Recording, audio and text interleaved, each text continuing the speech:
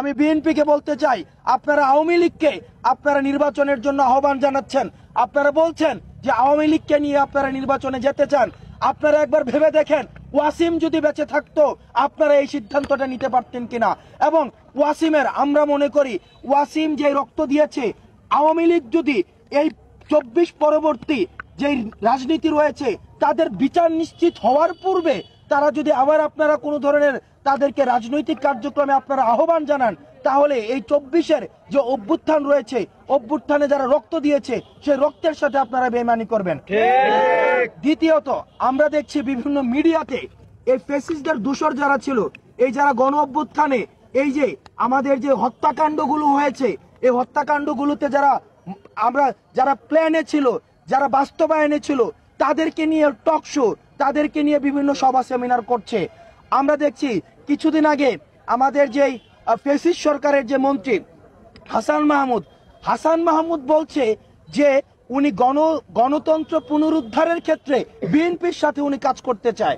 তাহলে আপনি একটা জিনিস চিন্তা করেন, গত 16 বছর ধরে আমরা দেখেছি বিএনপিকে কিভাবে নির্যাতন, নিপীড়ন, জেল জুলুমের মধ্যে রেখেছে। কিন্তু দেখেন, আজকে আমরা বিএনপির কাছে খুব বিনয়ের সাথে প্রশ্ন রাখতে চাই, আজকে আপনাদের অবস্থান কোন পর্যায়ে, আপনারা কি অবস্থান নিয়েছেন, যে অবস্থান নেয়ার কারণে আওয়ামী লীগ আপনাদের সাথে কাজ করতে স্বাচ্ছন্দ্য বোধ করে এবং ওনারা স্বাচ্ছন্দ্য বোধ প্রকাশ করেছে যে গণতন্ত্র পুনরুদ্ধারে আপনাদের সাথে ওনারা কাজ করবেন। কিন্তু আমরা বিশ্বাস করতে চাই, আপনারা এই ফ্যাসিস্ট আওয়ামী লীগের বিরুদ্ধে যেভাবে গত 16 বছর আপনাদের অবস্থান ধরে রেখেছেন, ঠিক সেভাবে 24 পরবর্তী এই বাংলাদেশে আপনারা আওয়ামী লীগের প্রতি আপনাদের এই বিরুদ্ধাচরণ এবং ফ্যাসিস্ট সরকারের প্রতি আপনাদের যে আচরণ সেটি 5ই আগস্টের পূর্বের মতো হবে। যদি কোনো সমঝোতার রাজনীতি, কোনো সেটেলমেন্টের কোনো রাজনীতি কেউ যদি করার চেষ্টা করে, সেটি হচ্ছে ছাত্র নাগরিকের রক্তের সাথে সেটি হবে প্রতারণা।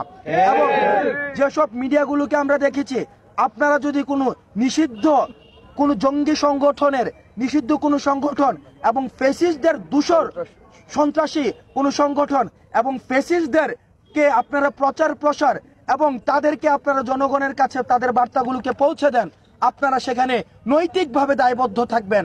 কারণ এই যে পৃথিবীতে কোনো জাতি, আমরা ইতালির ক্ষেত্রে দেখেছি মুসলিনি পরবর্তীতে রাজনৈতিক করার কোনো অধিকার পায়নি।